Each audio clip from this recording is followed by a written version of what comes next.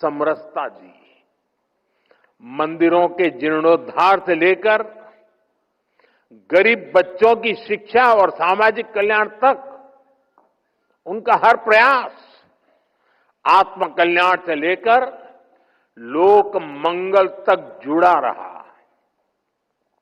साथियों, आचार्य विद्यानंद जी महाराज कहते थे, जीवन तभी धर्ममय हो सकता है जब जीवन स्वयं सेवा बन जाए। उनका ये विचार जैन दर्शन की मूल भावना से जुड़ा हुआ है। ये विचार भारत की चेतना से जुड़ा हुआ है। भारत सेवा प्रधान देश है, भारत मानवता प्रधान देश है। दुनिया में जब हजारों वर्षों तक हिंसा को हिंसा से शांत करने के प्रयास हो रहे थे, तब भारत ने दुनिया को अहिंसा की शक्ति का बोध कराया। हमने मानवता की सेवा की भावना को सर्वोपरि रखा। साथियों, हमारा सेवा भाव अनकंडीशनल है, स्वार्थ से परे है और परमार्थ से प्रेरित है। इसी सिद्धांत को लेकर आज हम देश में भी उन्हीं आदर्शों से प्रेरणा लेकर के, उन्हीं जीवनों से प्रेरणा लेकर के काम कर रहे हैं। पीएम आवास योजना हो, जल जीवन मिशन हो, आयुष्मान भारत योजना, जरूरतमंद लोगों को मुफ्त अनाज, ऐसी हर योजना में समाज के अंतिम पायदान पर खड़े व्यक्ति के प्रति सेवा भाव है। हमें योजनाओं में सैचुरेशन तक पहुंचने की भावना से काम कर रहे हैं, यानी कोई भी पीछे न छूटे, सब साथ चलें, सब मिलकर आगे बढ़ें। यही आचार्य श्री विद्यानंद मुनिराज की प्रेरणा है और यही हमारा संकल्प है।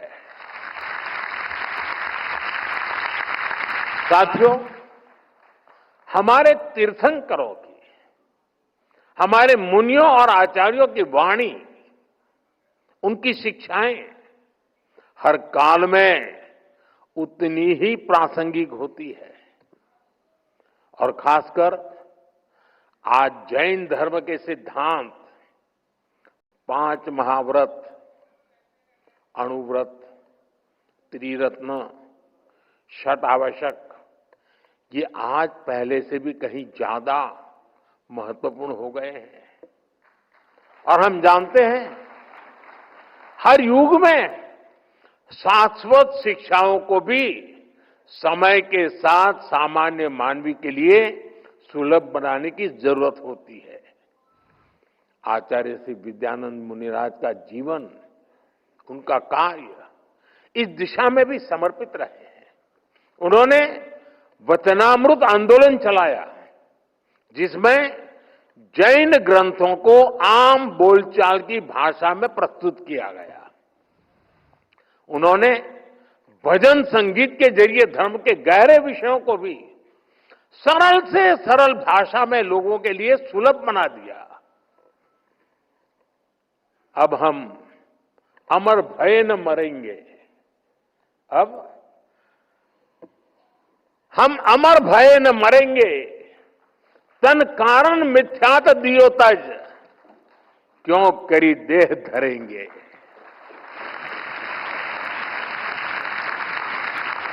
आचार्य श्री के ऐसे कितने ही भजन, जिनमें उन्होंने अध्यात्म के मोतियों को मिलाकर हम सब के लिए पुण्य माला बना दी है।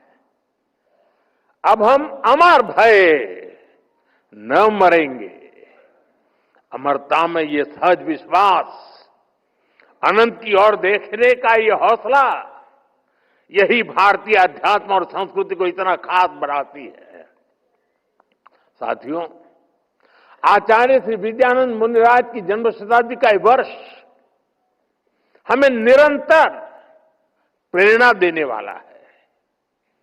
हमें आचार्य श्री के आध्यात्मिक वचनों को अपने जीवन में आत्मसात तो करना ही है। समाज और राष्ट्र के लिए उनके कार्यों को हम आगे बढ़ाएं, ये भी तो हमारा दायित्व है। आप सब जानते हैं, आचार्य श्री विद्यानंद मुनिराज ने अपने साहित्य के जरिए, अपने भजनों के माध्यम से प्राचीन प्राकृत भाषा का कितना पुनरुद्धार किया। प्राकृत भारत के सबसे पुरानी भाषाओं में से एक है। ये भगवान महावीर के उपदेशों की भाषा है। इसी भाषा में पूरा मूल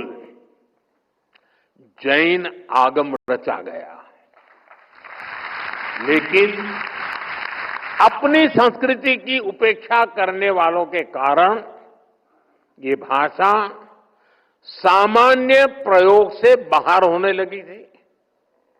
हमने आचार्य श्री जैसे संतों के प्रयासों को देश का प्रयास बनाया। पिछले साल अक्टूबर में हमारी सरकार ने प्राकृत को शास्त्रीय भाषा का दर्जा दिया और अभी पूज्य आचार्य जी ने उसका जिक्र भी किया। हम भारत की प्राचीन पांडुलिपियों को डिजिटाइज करने का अभियान भी चला रहे हैं। इसमें बहुत बड़ी मात्रा में जैन धर्म ग्रंथों और आचार्यों से जुड़ी पांडुलिपियां शामिल है। और अभी जैसा आपने कहा, 50,000 से ज्यादा पांडुलिपियों के विषय में हमारे सचिव महोदय यहां बैठे हैं, वो आपके पीछे पड़ जाएंगे।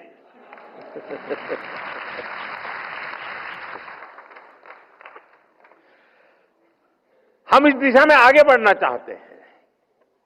अब हम हायर एजुकेशन में भी मातृभाषा को बढ़ावा देते हैं और इसलिए मैंने लाल किले से कहा है, हमें देश को गुलामी की मानसिकता से मुक्ति दिलानी है। हमें विकास और विरासत को एक साथ लेकर आगे बढ़ना है। इसी संकल्प को केंद्र में रखकर हम भारत के सांस्कृतिक स्थलों का, तीर्थ स्थानों का भी विकास कर रहे हैं। 2024 में हमारी सरकार ने भगवान महावीर के 2550वें निर्वाण महोत्सव का व्यापक स्तर पर आयोजन किया था। इस आयोजन में आचार्य श्री विद्यानंद मुनि जी की प्रेरणा शामिल थी। इसमें आचार्य श्री प्रज्ञ सागर जी जैसे संतों का आशीर्वाद शामिल था। आने वाले समय में हमें अपनी सांस्कृतिक धरोहर और उसे और समृद्ध बनाने के लिए ऐसे ही बड़े कार्यक्रमों को निरंतर करते रहना है। इसी कार्यक्रम की तरह ही हमारे ये सारे प्रयास जन भागीदारी की भावना से होंगे। सबका साथ, सबका विकास, सबका प्रयास, इस मंत्र से होंगे। साथियों, आज मैं आपके बीच आया हूं तो नवकार महामंत्र दिवस की स्मृति आना भी स्वाभाविक है। उस दिन हमने 9 संकल्पों की भी बात की थी। मुझे खुशी है कि बड़ी संख्या में देशवासी उन संकल्पों को पूरा करने में लगे हैं। आचार्य श्री विद्यानंद मुनिराज से हमें जो मार्गदर्शन मिलता है वो इन नव संकल्पों को और मजबूती देते हैं। इसलिए आज इस अवसर पर मैं उन नव संकल्पों को फिर से आपके साथ साझा करना चाहता हूं। पहला संकल्प पानी बचाने का है। एक एक बूंद पानी की कीमत समझनी है। ये हमारी जिम्मेदारी भी है और धरती मां के प्रति फर्ज भी। दूसरा संकल्प, एक पेड़ मां के नाम। हर कोई अपनी मां के नाम एक पेड़ लगाए, उसे वैसे ही सींचे जैसे मां हमें सींचती रही है। हर पेड़ मां का आशीर्वाद बने। तीसरा संकल्प स्वच्छता का। साफ सफाई सिर्फ दिखावे के लिए नहीं, ये भारत की अहिंसा है। हर गली, हर मोहल्ला, हर शहर स्वच्छ हो। हर किसी को इस काम में जुटना है। चौथा संकल्प वोकल फॉर लोकल। जिस चीज में किसी भी भारतीय का पसीना हो, जिसमें हिंदुस्तान की मिट्टी की खुशबू हो, वही खरीदनी है। और आप में से ज्यादातर लोग व्यापार कारोबार में रहते हैं। आपसे मेरी विशेष अपेक्षा है, अगर हम व्यापार में हैं, तो हमें अपनों के बनाए सामान को ही प्राथमिकता से बेचना है। सिर्फ मुनाफा नहीं देखना है और दूसरों को भी प्रेरित करना है। पांचवा संकल्प देश का दर्शन। दुनिया देखनी है, जरूर देखिए, लेकिन अपने भारत को जानिए, समझिए, महसूस कीजिए। छठा संकल्प नेचुरल फार्मिंग अपनाने का। हमें धरती मां को जहर से मुक्त करना है। खेती को रसायनों से दूर ले जाना है।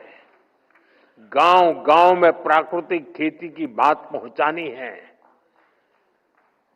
ये हमारे पूज्य महाराज साहब जूते न पहने, इतने से बात नहीं चलेगी। हमें भी तो धरती मां की रक्षा करनी होगी।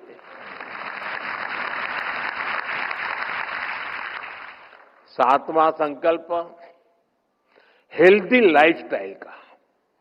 जो खाएं सोचकर खाएं। भारत की पारंपरिक थाली में श्री अन्न हो। हमें भोजन में कम से कम 10% तेल भी कम करना है। इससे मोटापा भी जाएगा और जीवन में ऊर्जा भी आएगी। आठवां संकल्प योग और खेल का है। खेल और योग दोनों को दैनिक जीवन का हिस्सा बनाना है। नवा संकल्प गरीब की मदद करना।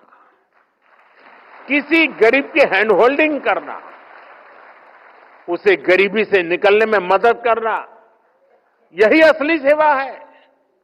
मुझे विश्वास है हम इन नव संकल्पों पर काम करेंगे तो आचार्य श्री विद्याधन जी, मुनिराज जी को और उनकी शिक्षाओं को भी ज्यादा सशक्त करेंगे।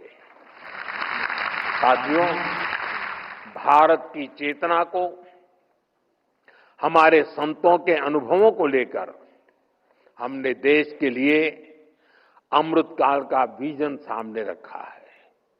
आज 140 करोड़ देशवासी देश के अमृत संकल्पों को पूरा करते हुए विकसित भारत के निर्माण में जुटे हैं।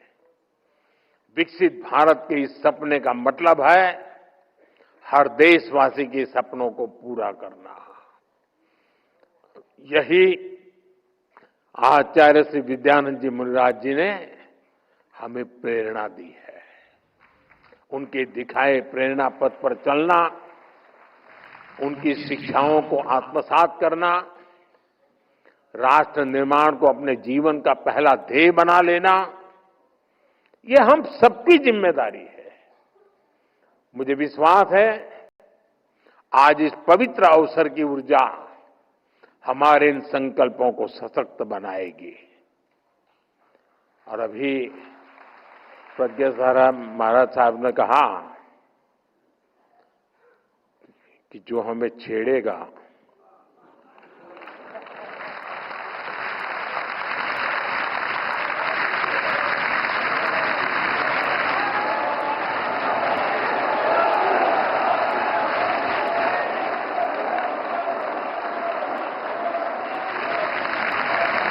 अरे मैं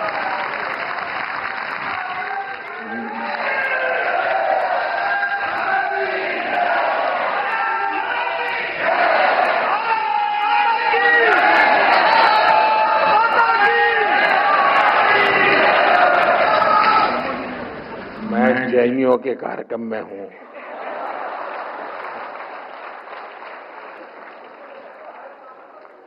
अहिंसावादियों के बीच हूं और अभी तो आधा वाक्य बोला हो और आपने पूरा कर दिया। कहने का तात्पर्य यह है कि भले शब्दों में नहीं कहा, शायद आप ऑपरेशन सिंदूर को आशीर्वाद दे रहे थे।